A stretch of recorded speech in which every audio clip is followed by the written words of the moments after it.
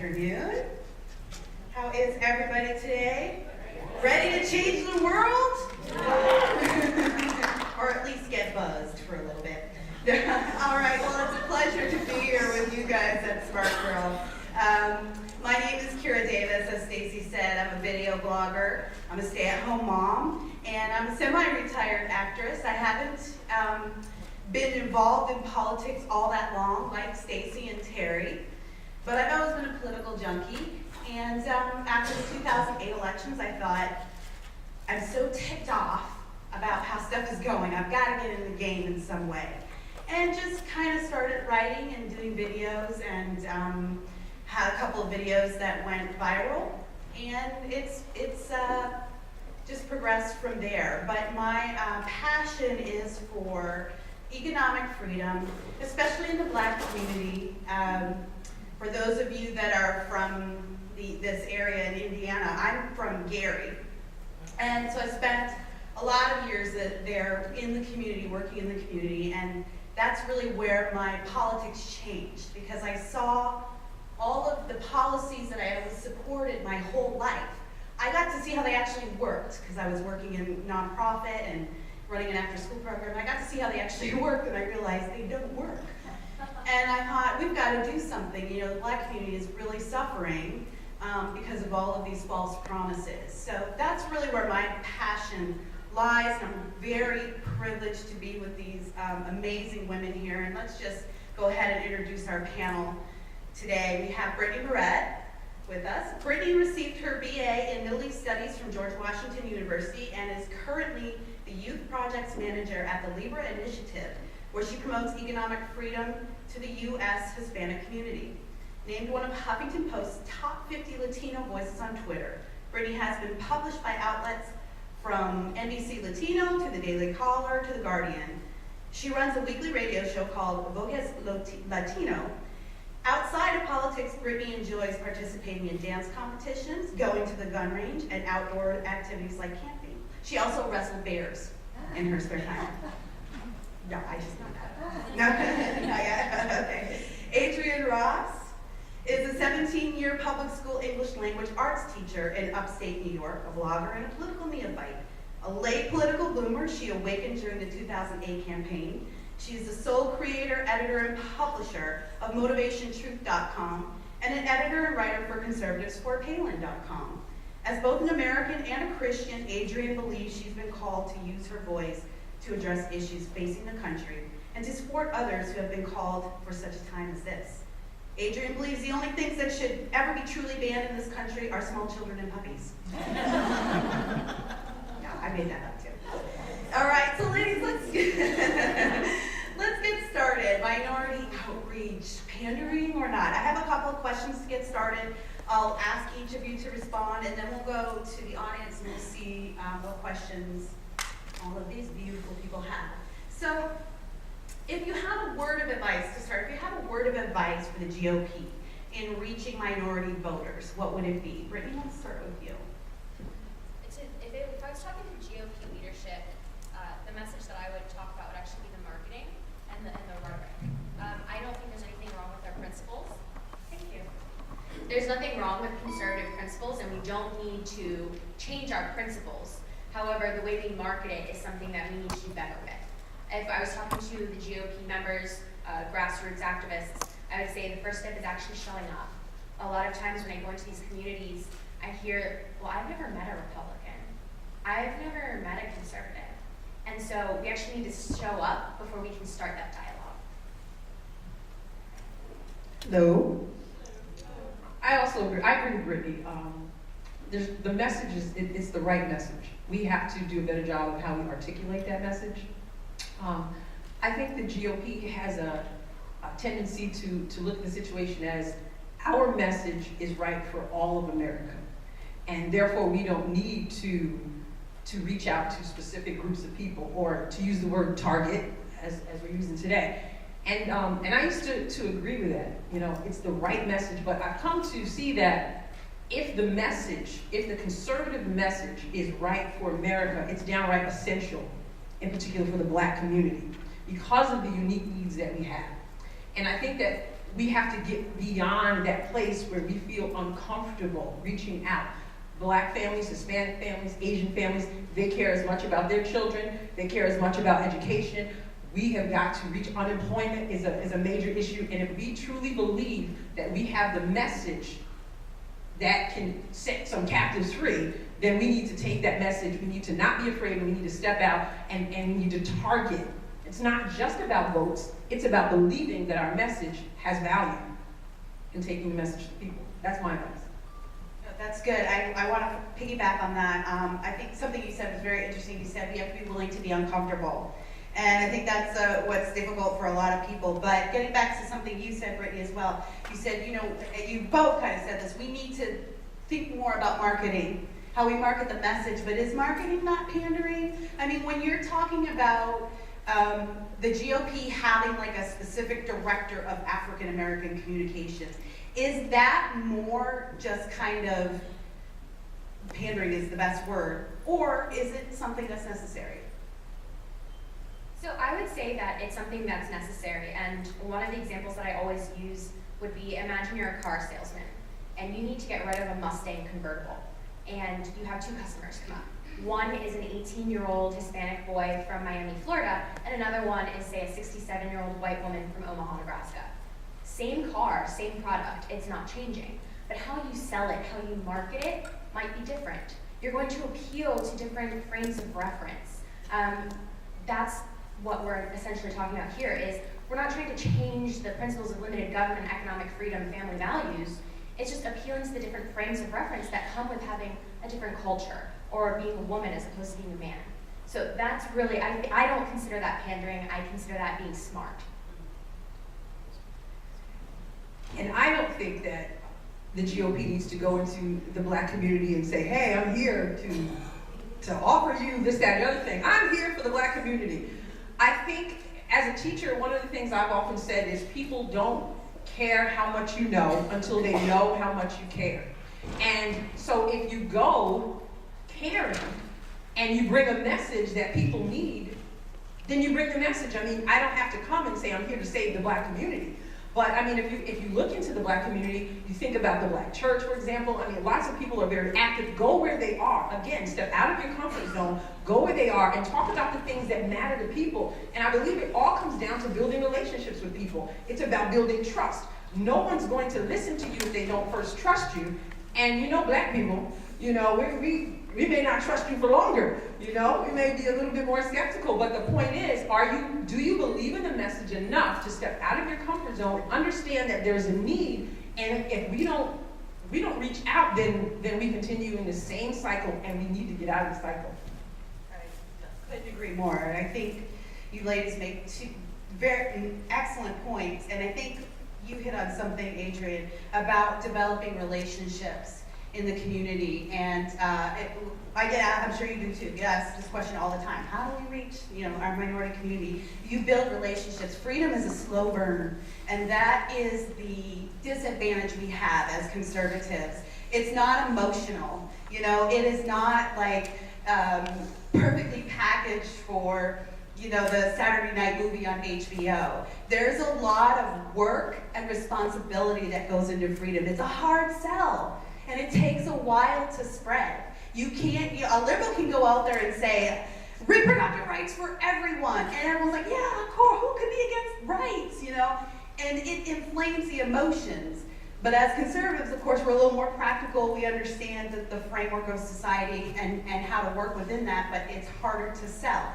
And the way you sell it is by getting into these communities. Volunteer somewhere. I used to run an after-school program in Gary, and I'll tell you, I could find money when I needed it. I can go to people who will give money. What I couldn't find was time. I couldn't find people who would give their time. And I used to have a couple of white folks that would come in and volunteer, and the kids hated them at first. We were all Black, you know, I had all Black kids. They hated those people at first. They were so skeptical. But these were young college students that came in, and they won the kids over, not by preaching at them, but just by showing up, by being there every day. So that's I think, a huge part of the message. What do you think the GOP is doing wrong right now in terms of minority outreach? Saying the GOP is kind of a broad stroke. Some basic examples, and I say this as someone who in my free time, I run a Young Republicans chapter. But something that always bothers me is that we have a lot of focus on networking events and happy hour events, and we're not actually spending our time in getting into the communities. And a point that you made that was so great is that people need to trust us. They can't trust us if they don't know us. And so instead of having so many happy hours and kind of just these, getting and sitting and talking to each other in this echo chamber, we need to actually spend our time getting out. And even if you're just volunteering at a homeless shelter, or even if you're going to a women's crisis center, you're making so much more of a difference and an impact in those lives and giving such a better image to our movement than just being like, oh yeah, it's Monday, so 6 o'clock happy hour at, the pub on the corner. So that's, again, it's about showing up, and we're not showing up right now. That's just the fact of the matter, is that we aren't showing up. We're completely absent in these communities, and we are about, I'll just estimating, about 40 years behind on the ground game and being in these communities. I always challenge anyone, can you name a nationwide organization like, for example, La Raza, that is conservative? No, you can't. Because there are none. We don't have the organizations that the left have. They have multi-million-dollar budgets. They have organizations from Planned Parenthood to La Raza, whatever, in these communities on a day-to-day basis, and we have nothing on our side. Don't you think a part of that is just that, like you said earlier, we're very loath to divide ourselves, whereas liberals and Democrats are, they're really into identity politics, and we so look down on identity politics that it's distasteful to us, generally speaking, to do something like that? Yeah, I completely agree with that, and I think that's actually initially one of the things that drew to the conservative movement is there is such an emphasis on true equality, and that is what I like. However, it's becoming a hindrance, as you said earlier, when we're like, well, our message is freedom, that should speak for itself, and everyone should understand that equally. And so what we're finding is that the tactics on the left are working. Going in and actually, having these organizations, that's working. And if we continue down the path that we're doing now, the GOP is going to become a regional party. By 2050, 1/3 of US adults are going to be Hispanic. 1 in every 4 children being born in the United States right now is Hispanic. If voting trends continue with 70+% of Hispanics voting Democrat, you guys can do the math. So something needs to be done. I'll just share a little bit of my own story. I mean, as you said, political neophyte here. And growing up, I hated politics. I had no interest whatsoever. I grew up in a family of Democrats. And the only thing I knew about either party was black people were supposed to be Democrats. And, Republicans only cared about rich white people. I don't remember anyone ever sitting me down and telling me that that was the truth. I just know that that was the truth for me. And that's the perception out there. And I think, again, because we don't want to divide people along those lines, and so we shy away. And it seems that whenever the issue of race comes up, we're always the ones with our backs against the wall. We're never on offense. And it's a shame, because when you look at history between the two parties, we should be bold because we have history on our side.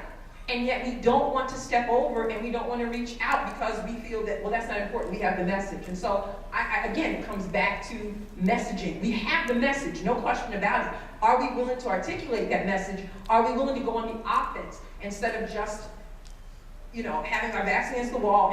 And again, the left, they're very, very good at it. And we also have to be relatable. And we come across, this last election, when our candidate didn't quite come across as someone who we could relate to, and then when you're caught on tape talking about those people who feel entitled, it doesn't help any. And so we have a lot of work to do about getting out in front of and not always being on the defense. And right now, I feel that's where we are. Yeah, absolutely. I'm not sure. I think it was Shelby Steele who said after the election, black people, I don't know how this would apply to the Hispanic community, but I know the black community speaks the language of race. And as distasteful as we may find that, it's just a reality. And so sometimes as a black person, I will hear people say, my white brothers and sisters say, when I look at you, I don't see color, I just see you. I see you for who you are. And I love that because I know that what you're saying is, I'm judging you by the content of your character, but I don't want you to be afraid to see me as a black woman, because that is a part of who I am. It has shaped my experiences, And sometimes black people who don't understand the message of freedom and conservatism hear you saying, I don't care about you, when you're saying, I don't care about your color. I don't care about your culture. Our race is very tied to our culture, so it's just something to keep in mind. How are we doing on time here? Stacy, what? Okay, so I'm going to ask you ladies one more question, and then we're going to turn it over to you guys for some Q&A. What are the messages voters in your respective racial communities seem to respond to the most? So it's no secret, immigration is kind of a hot button issue right now. And that's something that everyone is talking about. I would say probably what I'm seeing on the ground, and it isn't too far from the polling, the top 3 issues in the Hispanic community right now are, in no particular order, education, healthcare, and immigration, and I guess unemployment. Hispanic unemployment is disproportionately high as it is in the black community. As far as the messaging, I know immigration is an emotional topic, and it's tied to a lot of other issues. However, I find that the rhetoric surrounding immigration, regardless of where you stand, that I'm not as particularly concerned about at this point, is becoming very toxic, and to the point where it's a non-starter. And so when they hear what they perceive as "get off my lawn" type rhetoric, it shuts down the conversation with a lot of other topics. And so Hispanics, especially if you look at the trends over the years, they tend to, go back and forth, sway between the two movements. George W. Bush did great with Hispanics. Right now, we're seeing a trend much more to the left, and a lot of it is because of the rhetoric surrounding immigration. And even it's getting to the point where I'm finding conservative Hispanics are feeling uncomfortable with the rhetoric surrounding immigration.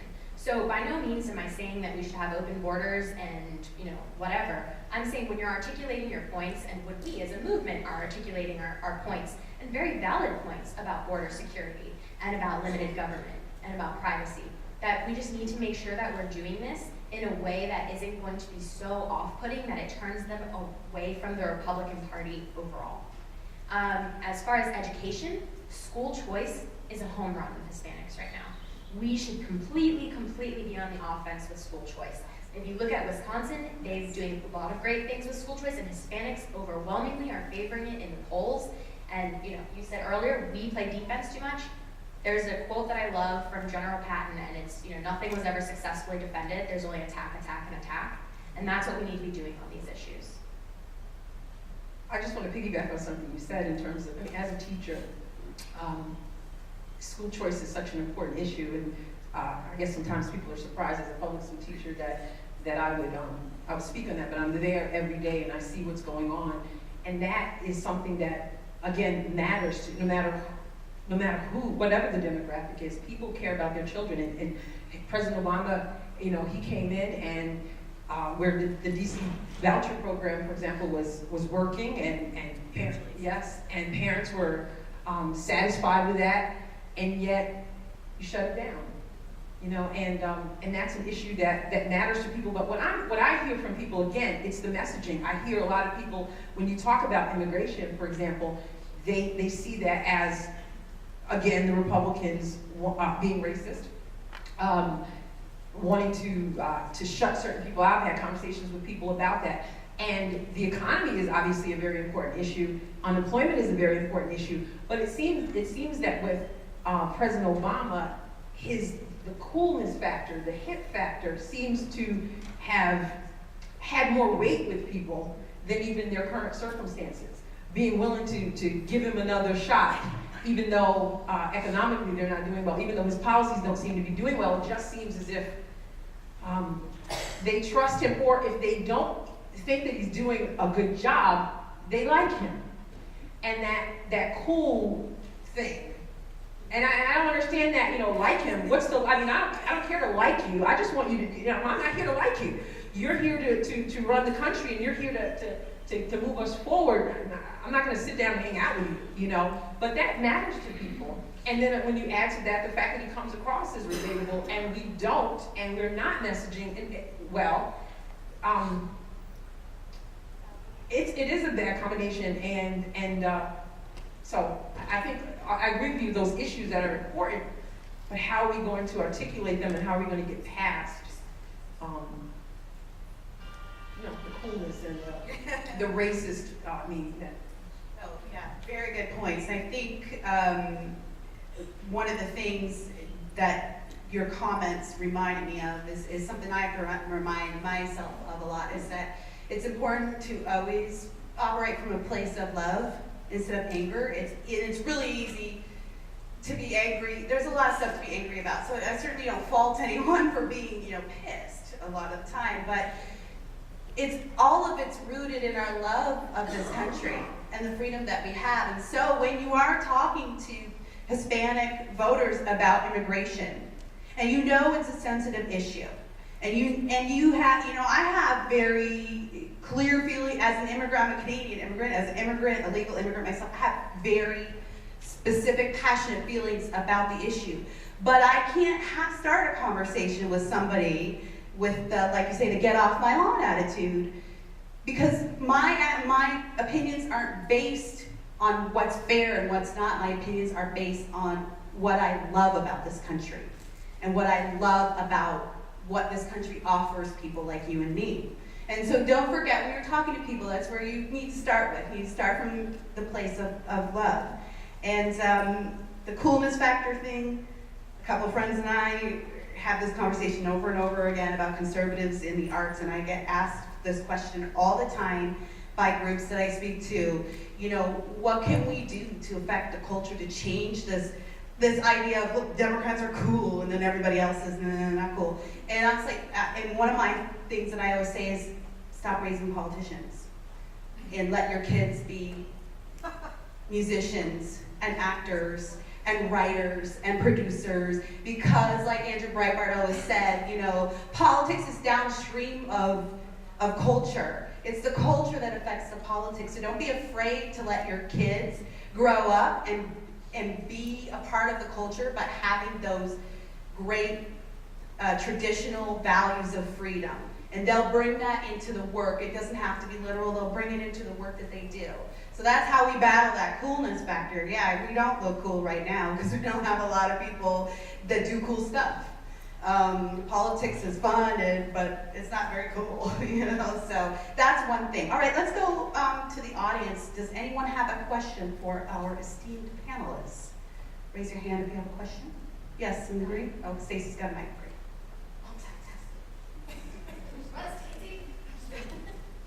That's impressive, Stacey. Yes, one of the questions I have as a Caucasian, obviously, standing here. It's okay. It's not your fault. I'm so sorry. Actually, I'm not. But I do find that when I have friends who are minorities, what they'll say to me is that because I'm a Caucasian, I have a very limited voice when it comes to speaking to minorities. They'll say to me, well, you can't understand, because you're white. And I say, okay, help me to understand. And so I guess I would say to you, how do we as non-minority, we're women, so we're all minorities, right? But how do we reach out to minority groups and not come across as, condescending or belittling or, listen, we understand your plight, let me help. I don't know, what do we do to make sure that that's not how we come across? I'll start with you, Adrienne. You touch on something that I've thought about a lot. Sometimes I hear Black people, for example, will say, if you address the issue in the Black community, it's like, what are you trying to say? If you don't address it, what, I don't matter? So sometimes you find yourself stuck because you don't know which person you're going to meet that day, which mood that they're going to be in. But I think it goes back to building trust and building relationships with people, and meeting them where they are. Again, that coming from that place of love. When you have that relationship, it may take a while. That's why you have to be invested. You're not going to pop in and pop out and pop in and pop out because people won't trust you. You've got to be willing to hang in there. You've got to be willing to create those relationships and foster those relationships. And I believe because you show up, because you're there, they see your heart. And I think it gives you more credibility, and that just helps in the long run. I don't think there's a quick answer for that, other than sticking it out and caring enough to remain. I won't add too much to that because I agree with everything that was just said. And I think one point that we should touch upon is, Hispanics, Blacks, Asians, they're not stupid. Like, they understand when we're only coming around 2 weeks before an election. Like, they know it's only like, hey, haven't seen you in 4 years, I'm here for your vote. And I've heard people say this, like, well, where are they the other 3 years? And so, it's 2013, there aren't that many big elections going on. We should be taking this time to be building these relationships. And this is one of those things where you just have to love up on some people. You just have to love these people until until these communities understand that we do care.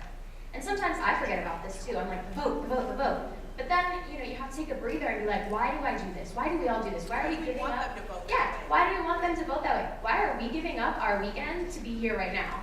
It's because we believe in the principles and we care about each other. We care about our fellow Americans. And we know that conservative principles are going to improve the quality of life for everyone. And so it's not just for the voters at the end of the day, it's because, yes, I don't know you, but I want you to have a better life. And we need to come from that place of love, like Kira said, when we're just have to go back every day. Hi, I'm here again. I'm here to talk to you about this. Like, let's, talk it out, have this discussion. It's okay if you get upset. We'll have this discussion again next week. Like, it's hard work, and it's going to take a long time. Like, this is a long game. Like I said, Democrats have been doing this for years. We need to get in there and start this now so that we can start seeing results, not tomorrow, but 10 years down the road, 20 years down the road. And sometimes that conversation with people does get fired up, and that's not necessarily a bad thing. When people care enough, I've said to students at times, I put them in groups, and they think I'm crazy because I've said to them, I saw you guys arguing with each other. I said, I love it. And they're thinking, you're crazy. But what I'm thinking is, that shows me that you're invested enough, that you care enough to get worked up. If nothing moves you, then you don't care enough. And I'm not saying go out there and be angry, because I've seen some angry looking conservatives. And I'm thinking, chill, but at the same time, if you can have that conversation with someone and you can start talking about those issues, and there may be that, when you develop that trust, there may be that heated debate, it shows that we care and we're willing to, go across that line. That's okay too. Don't try to avoid conflict at all, Yeah, totally. Any other questions? Another question? Right here, yes. Stand up so everybody can hear you. Are you suggesting that we can overcome the entitlement mentality, the things that have been buying votes for years and years and years, we're going to overcome that by loving up on them? Is that? Did everybody hear that? The question was, are you suggesting that we can overcome years and years of entitlement mentality by simply just loving up on people? So the first thing I would say is that a lot of times conservatives, and I'm not saying this to pick on you because we've all done this, we just assume that everyone is doing this because of free stuff or this entitlement mentality. And I have family members who vote Democrat. They're liberal. We argue over Thanksgiving, it's usual. But they don't vote that way because of free stuff. And when we come out and we say like, oh, they're only voting this way because of an entitlement mentality, it's kind of hurtful. And so that's one of the things I would also try to stay away from assumptions, because I find, and in my experience, in my personal opinion, a lot of times Blacks and Hispanics are voting, or particularly for Hispanics, are voting this way because they trust Democrats more, they trust liberals, and they feel that they care about them. So even if their solutions aren't working, it's better than voting for someone who doesn't care about me and doesn't want to help me and who thinks that I'm just out for free stuff.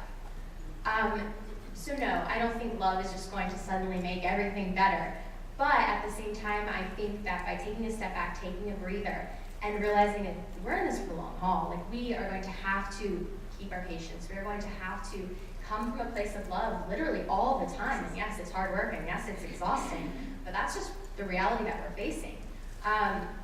Also, learning to articulate our message better is just something that we have to do. We have to learn to market our message better and to change our rhetoric, or we're just not going anywhere. It's going to be another Sisyphean task where we're just up and down the hill with this rock. So that would be, my answer to that is I don't think love is going to cure everything, but showing up, starting the dialogue, and working on our rhetoric is going to go a long way. And this may be just semantics, because I don't disagree with anything you said necessarily, but I think that love is the answer, as I view love.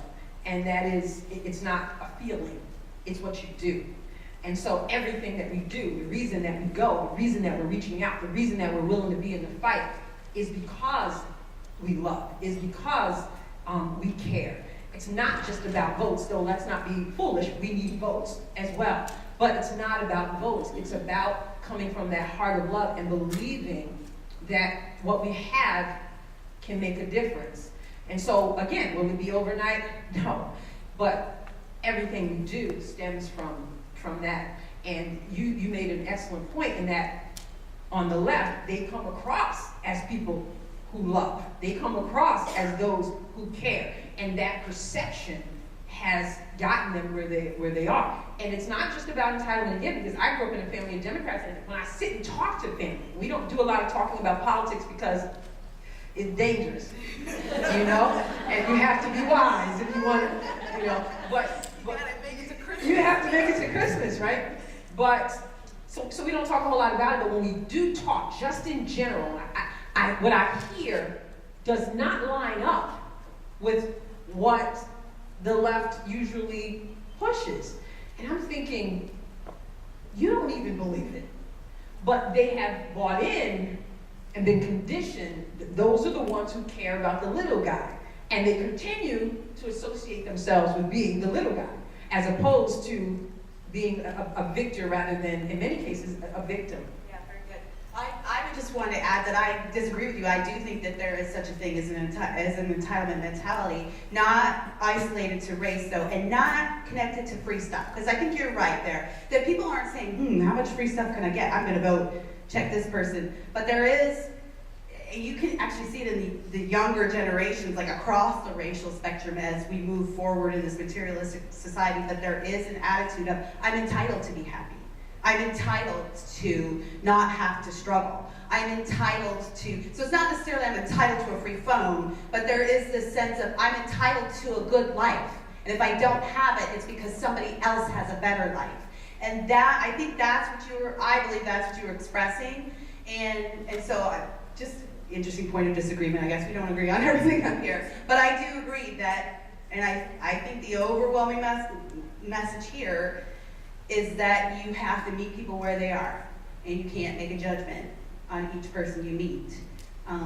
You have to know, what they're looking for. Most people are just looking to make a living in this world and make it the right way, and they just don't have the tools. And we have the tools for them, but they're not in the right package yet. Right here in the green. Stacey's right behind you. She got a mic for you. Oh, awesome. I just wanted to add a comment to the entitlement mentality, because I don't think it's a minority problem. I think it's a cultural problem. We live in a college town, and we see that with the youth of today, So I think we need to be approaching that as a culture, not Hispanics, Latinos, Black, that kind of thing. Yeah, very good. Do you have this one? I agree, it's definitely a cultural thing. I see it, again, in the classroom. I got to the point when I went to last September, school started, and I said, listen, personal responsibility. I just preach personal responsibility. You come with your own writing utensil. You come with your own paper. If there's a need, we can work with that. But if you just assume that I'm supposed to give, that you're entitled to, well, why can't you give me a pen? Well, where's your pen? And then, if they leave and I chase them down the hallway to get my pen back, well, it's just a pen. Well, it's my pen. But there is a certain, again, not just for free stuff, but there's a certain, you kind of should do this for me. That's in the culture, and it has to be rooted out, because I've seen it progress. It's gotten worse year after year after year within the classroom. That's the NSA calling. They want us to stop.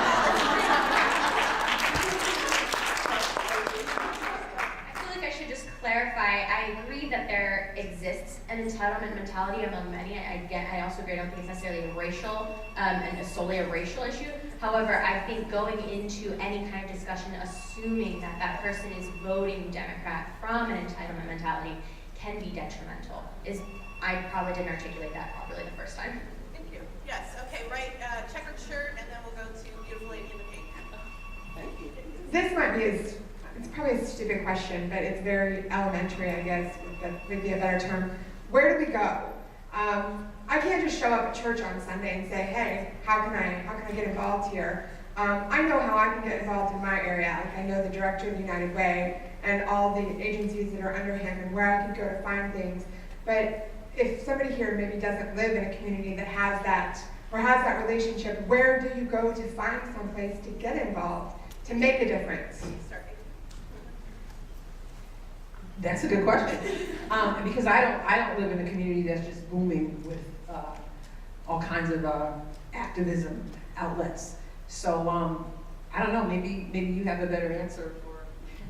So we are seeing in, maybe not in Indiana at this exact point in time, but we are seeing there are organizations popping up that are holding the type of events where we're always looking for volunteers. So I work for this organization called Libre, and we're a grassroots organization, and we hold events in the Hispanic community. We're always looking for support. We're always looking for volunteers. But what I always tell people is, be creative, be innovative. If you live in a college town, you have a local conservative group. If you don't have a local conservative group, maybe start one.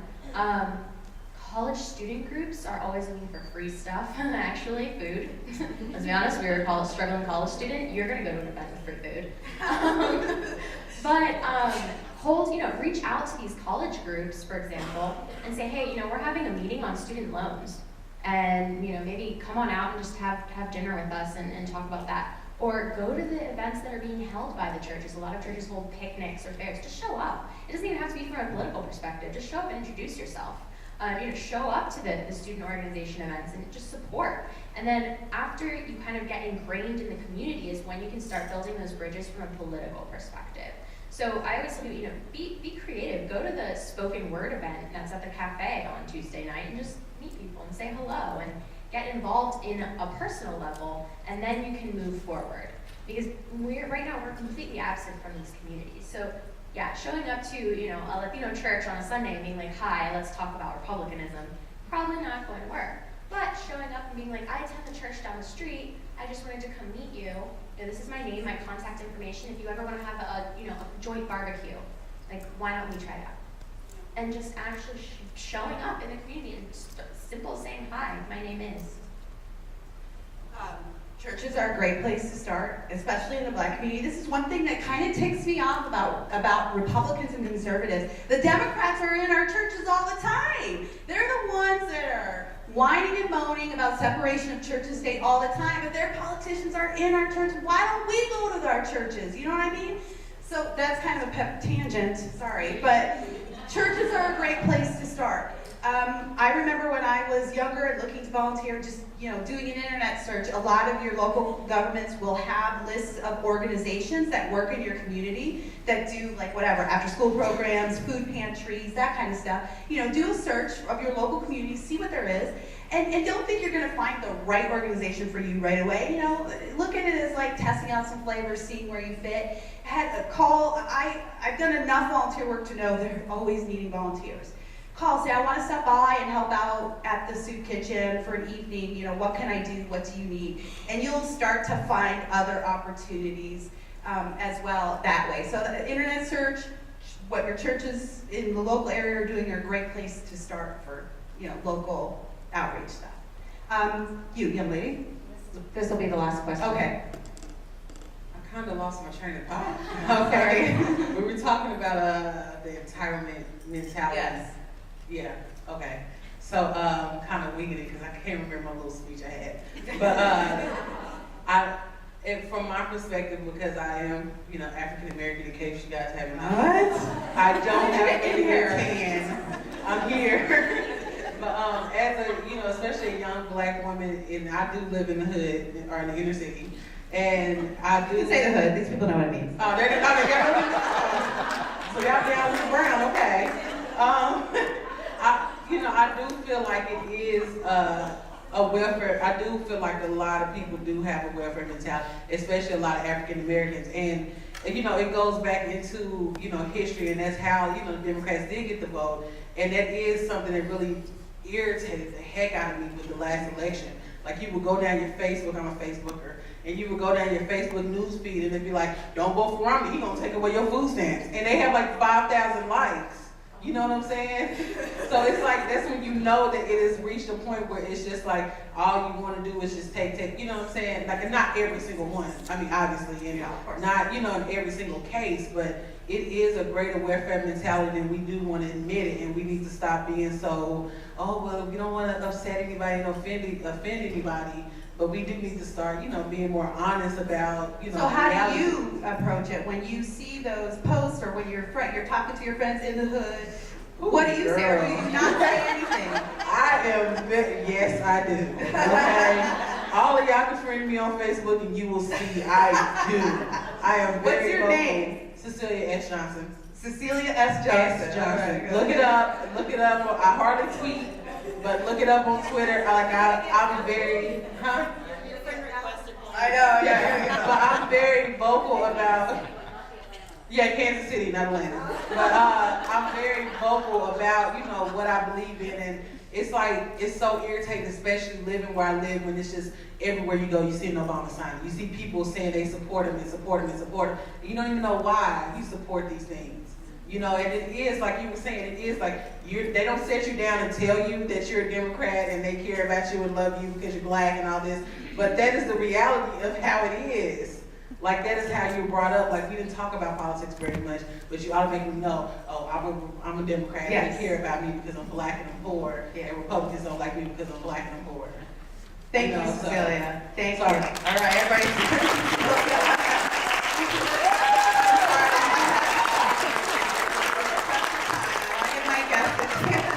I want to give my guests a chance to say closing remarks here, but of course we're available for discussion afterwards, or you see me or anyone after.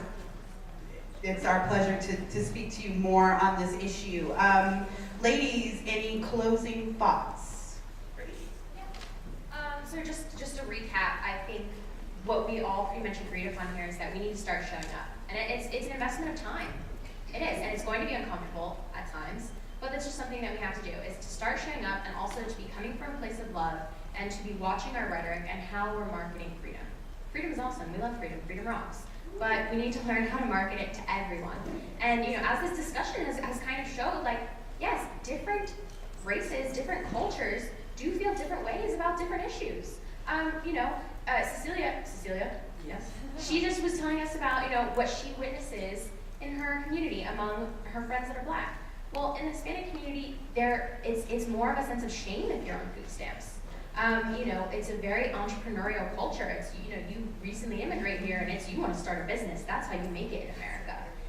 And so it's a different, you know what I mean? Like, it is segmentation.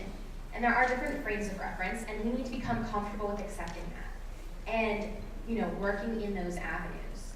And so, you know, I'm here all weekend. I'm more than happy to talk to anyone. Find me on Twitter, you know, whatever. I'll respond. I love Twitter. But please come up and talk to us. We'd love to have these discussions. And, you know, we don't have all the answers up here. We're just up here expressing our opinions from the time that we've spent in these communities. But maybe you have a perspective that we haven't thought of. So, you know, by all means, please come up and talk to me afterwards. I would love to hear, your thoughts on the panel. By the way, as far as my husband knows, I do have all the answers. Please don't let that get out. Well, first of all, I just want to thank you, because this is a conversation that has to be had, and yet it's so uncomfortable for so many people to have this conversation until we are honest, like Cecilia S. Johnson told us. Then we're not going to get closer to the answers that Kira already has. So having the conversation is so important, and continue to have the conversation, and don't get hung up. I recently gave a speech in Missouri, and I was talking about targeting the black community, and I put them in groups, and I just said, with a partner, and I said, should we target? And there were people who said they got hung up on the word target. You know, we have these little hang-ups. The bottom line is that, again, there are needs within these communities. There are unique needs, I know, particularly within the black community. And so continue to show up, continue to demonstrate that you care, and don't underestimate the power that just the step by step, the power in that. And there's a lot of work, but I believe it can be done. And if we don't believe that, then we might as well pack it up. Right? Amen. All right. Thank you, ladies. Thank you, everybody. I would just, I was just echo your remarks. And yeah, don't be afraid to have the hard conversations. Sometimes in this country, when we want to have the race conversation, it's always about how bad white people are. But we've got to get to a place where we're, like you say, willing to be uncomfortable and willing to be hurt. You know, you're gonna have your feelings hurt. Don't walk away from a relationship or conversation because you got your feelings hurt, or because other conservatives don't view conservatism like you do. You know, don't be afraid to be different. It's okay to say, you know what, I don't understand your perspective all the time, but I'm still with you in this movement. Thank you so much for being here, and thank you, ladies. Moving on.